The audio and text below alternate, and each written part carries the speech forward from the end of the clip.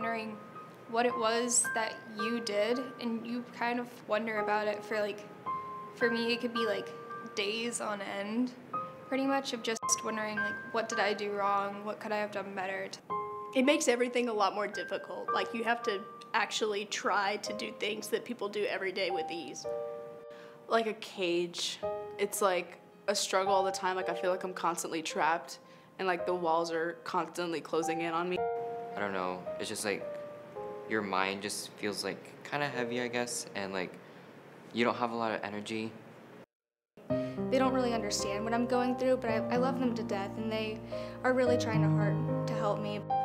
It's kind of cliche, but feeling alone in a crowded room and having like the happiest of days happen to you and not being able to smile. It feels like I'm drowning and screaming for like everyone above the surface, so all of my friends, people I know love and care about me, but they're not hearing it. Being in a hurricane, and then one moment you're in the eye of the hurricane, and then you're thrust violently into the swarm.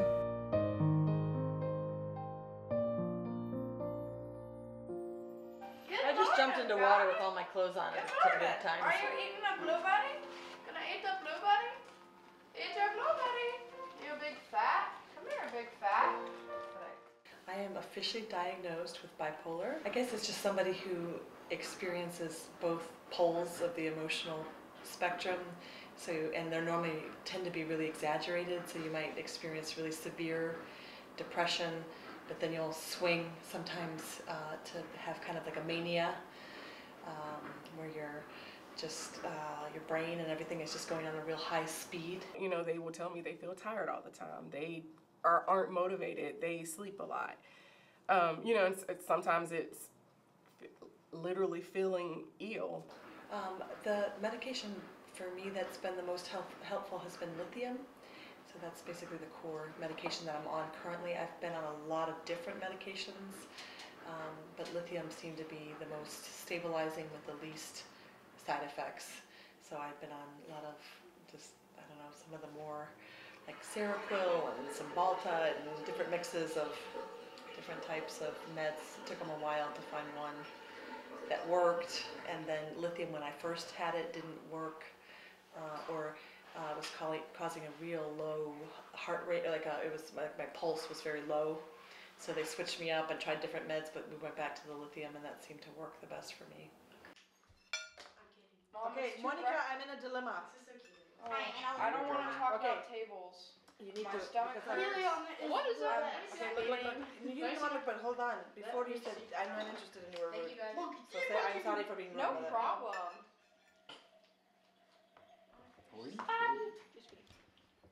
Okay. You need to get grades out of the hole. Okay. This is $195. He's asking for the whole set. There's $195 right now. Because we are in the midst of... The other one's ugly. What, this one? Monkey, see monkey. Yeah. Do it. The chairs are not... What if you get both, though? Basketball tryouts? Mom. I'm Monica Mazurek. For anyone who doesn't know me, I am the oldest out of 4. I felt like I had to take a lot of responsibility, and I kind of grew up really fast, and I didn't exactly know everything that was going on. So I think the first time she went to the hospital, we were all really young. I don't even know how old I was. I was probably like, was I 7? She just had my little brother, James. He's the youngest in our family. And a lot of women actually get postpartum after like their 3rd or 4th kid. And that's what she was originally diagnosed with. And she actually had to get ECTs, which are like, I don't know how to describe it. I think it's like brain shocks, because she was so out of it. Like, I just remember, I actually witnessed this. This wasn't like a story. My little brother was in his like little walkie thing. You know, like babies have those things that they sit in, and it has a little tray, and then there's wheels so they can like walk. I think it's called a walker. So it was his walker, and we have like obviously our upstairs steps, and then we have our basement steps, and we have a door that closes off the basement, and he was walking and the door is open, and he fell down the steps right in front of her, and she was so out of it, it didn't register in her head. And I specifically remember just being like, I don't know if I was like scared or what to do. I remember like telling her, I was like, Mom, like he just fell down the steps, we have to do something. And he was down there and he was like on the floor in his walker. He's obviously little, he can't get out. And she was just so out of it that she didn't really know what was going on. So thank God he was okay. Like that was literally a miracle, because I'm pretty sure he hit his head.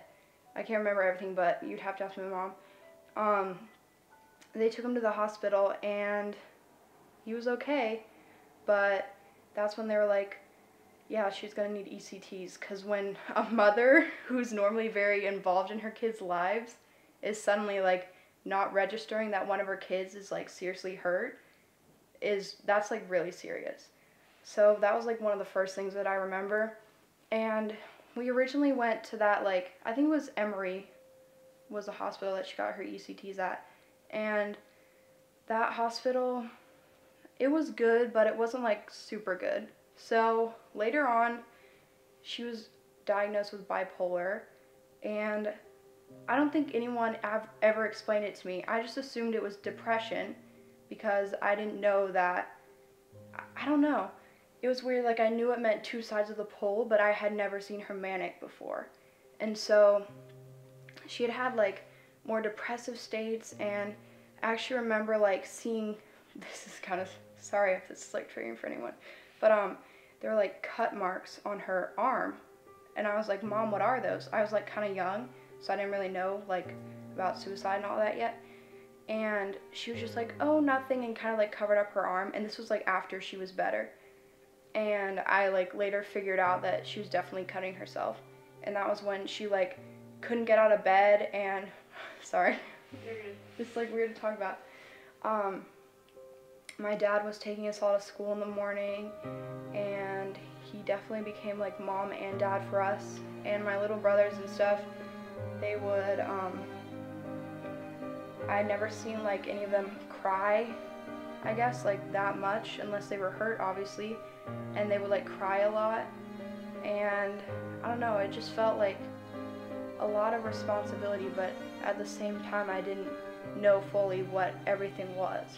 When you think of a semicolon in reference to grammar, you think of it as almost like a pause in between two sentences.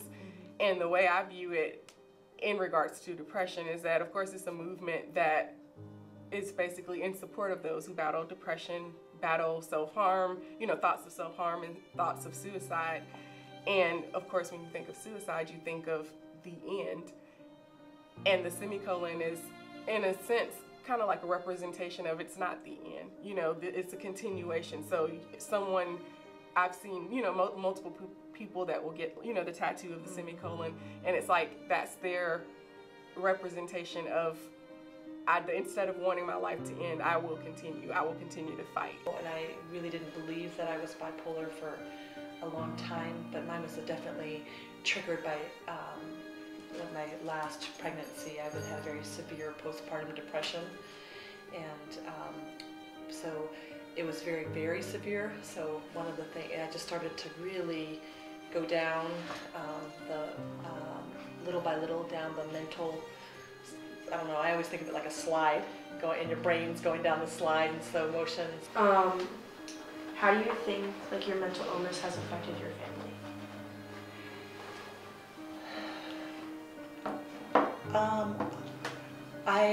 I don't know that I have a great answer. I mean, I deeply regret it. I think there's probably not a day that goes by that I don't feel as if I have a tremendous debt to make up for.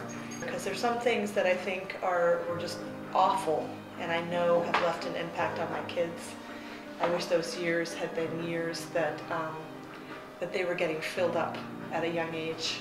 They're irreplaceable years, and they were surviving, not thriving. They could have been thriving if I had maybe been more self-aware. I really wasn't self-aware at all. I wasn't and I was not taking care of myself. But I also, at the same token, I do believe that God can heal and can make up for anything, and that suffering sometimes can bring people closer together or help people to see things that need to be worked on.